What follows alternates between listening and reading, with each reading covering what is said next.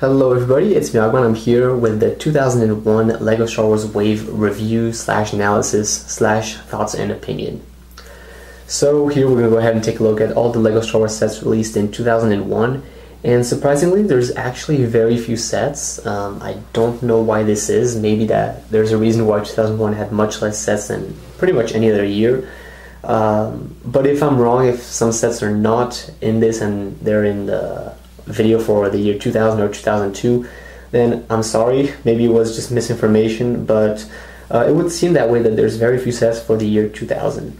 So I'm gonna go ahead and start off. The first set is 7126 Battle Droid Carrier. Now this is one of the cool sets from this year. Cheap, you get a lot of battle droids, so we kind of know that at this point. From 1999 and 2000 we've already gotten quite a few battle droids, so we don't really need any more. But it's good in case you needed some more. So you get a battle droid pilot, which is one of the cooler minifigures. He has blue printings and then just a bunch of battle droids. The build looks pretty resemblant to the one we briefly saw in the movie. That's kind of the issue. We don't really get to see this in the movie. But it is a pretty good utility vehicle. And if you've already gotten the AAT, the MTT, and maybe the droid fighter in the previous years, then it's good to get this battle droid carrier. So a good set nonetheless. Next up is 7186 Waddles Junkyard. This is actually a set that goes for quite a bit on the secondary market or third-party market, such as Bricklink, eBay, and so on.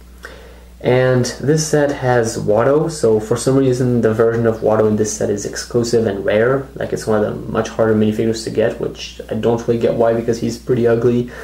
But you do get this blue pod racer. Now, it's a good pod racer, don't get me wrong. And if you guys got the Mos Espa pod race from 1999, it's a great set to get. You get more pod racers. And then there's also Waddles Junkyard, which looks pretty small. It's just a bunch of pieces to make it look like a junkyard. And there's parts to build a green pod racer at the same time. So 2 pod racers more. So if you guys are into pod racing and making your pod racer collection, you get 2 more in this set. But the real thing about Waddles Junkyard is it's one of those sets that nobody really talks about and you never hear from. So it kind of keeps me intrigued to what is really everything in the box. And similar to 7171 Mos Espa Pod Race, if I had to get pod racers, which I've already mentioned that I won't really want to get, if I had to get some, I would definitely get Waddles Junkyard and the Mos Espa Pod Race to make a pretty good or pretty cool pod racer display, I guess. In that year we also got a UCS set, the Darth Maul sculpture. It is set 118, so 10018. And it's, for some reason the box doesn't have any color, which is kind of weird. I don't know why they did that back then, but whatever. And it's just a big sculpture of Darth Maul. If you want to waste a bunch of money or you think it's cool, get it. Otherwise, it's a very awkward LEGO Star Wars set, so I'm just going to go ahead and skip it. As I've mentioned previously, we'll talk about UCS sets in another video. So moving on to the year, moving on to the episode 4, we have the 7106 Droid Escape, so definitely a great set to get R2-D2 and C-3PO if you didn't get the previous Millennium Falcon. It's the basic versions of R2-D2 and C-3PO, nothing really exciting about them.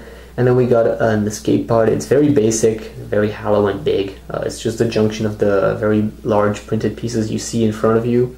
So cheap set, 2 minifigures, a few bricks to make an iconic scene in Star Wars. So definitely, I guess, worth it, but not really much more to say about it.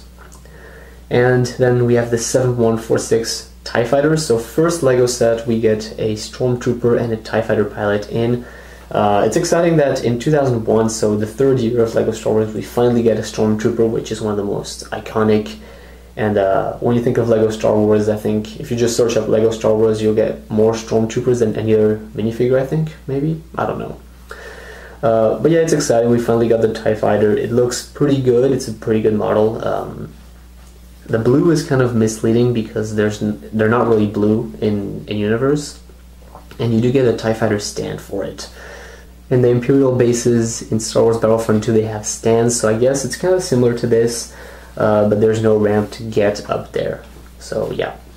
But still, you get 2 exciting minifigures and a TIE Fighter, an iconic set, and definitely one worth having. So I would want to get this set for the nostalgia to have some of the older sets amongst my newer sets. Next up, we have the 10019 Rebel Blockade Runner UCS set. It looks good. It doesn't look amazing. I actually wanted to get this set for a very long time. I did quite a bit of research about it. It falls apart very often, very fragile.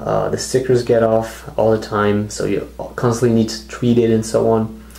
And it's one of those sets that I'm just going to go ahead and wait for the remake. I don't think I'll get this version because it has a lot of issues, but it nonetheless looks very good. And then after that we have the 8008 Technic Stormtrooper. This is one of the Technic figures similar to the ones we got in 2000 from the Technic line, Star Wars Technic. It looks, I'm sorry guys, it looks horrible. You can barely tell it was a Stormtrooper. For years I thought it was actually a clone trooper, and then I realized it was a Stormtrooper. When I was a kid, I didn't read the name on the box. But still, so I guess it's a good set to have for nostalgia, and a lot of people actually have this set, but it's not one that I would personally want to have. But from what I said from the previous 2000 year video, the idea stands that I would rather just have this guy and implement the use of Technic Lego and the molded pieces, because the ones we get nowadays have too many custom molded pieces for those sets, the buildable figures, and the ones back then had too many just Technic pieces and not enough molded pieces for the sets. So maybe a combination of both would do good for me. And at this point I just realized I missed a set from from episode 1. It is 8007 Technic C-3PO. Horrible looking set. The head is just doesn't look good at all. I guess we could give Lego props for having all the kind of gold looking pieces, but other than that, looks very, very bad, and I would not want to get this set. So I think my hate for the Lego Star Wars Technic line is kind of clear. And hopefully we don't, oh no, we are getting more Technic Lego sets in the next years, so whatever. Okay, moving on with the video, now we're into Star Wars Episode 5. We have the 7166 Imperial Shuttle. Now that is kind of weird, because both these sets are from Star Wars Episode 6, but on the book they're into the category Star Wars Episode 5. So we get the 7166 Imperial Shuttle. Now I don't believe we get to see this vehicle in Star Wars Episode 5. Maybe we do, but it still has the Emperor, a pilot, and 2 Royal Guards, so that's very weird. I think the book kind of messed up at that point.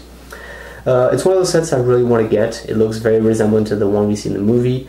It looks good. It's one of those classic Lego Star Wars sets. The minifigures are fine, nothing really of note. I mean, it's 2 Royal Guards, we've gotten plenty. And then it's the old Palpatine, so that's kind of exciting. And then maybe we get a pilot, but it's just going to be one of those old Imperial pilots, so not much there. But the vehicle itself, the Imperial Shuttle, looks amazing for its year, obviously, and I think it would be a good or a great throwback to have in the middle of my Lego collection. And finally we have the 7127 Imperial Atsc. Now I could understand why they put this in Star Wars Episode 5 line, but because we kind of see it in the background of the Battle of Hoth, but on the box art you can clearly see Endor and Chewbacca. So this is Star Wars Episode 6. That's all you got, Chewbacca.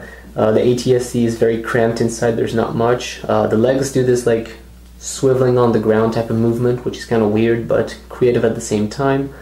The ATSC has like beige and like brown colors and so on, so it looks nothing like the actual ATSC we get to see in the movie, but it was the first version of it, so yeah. So it's one of it's one of those old Lego classic sets, so whatever.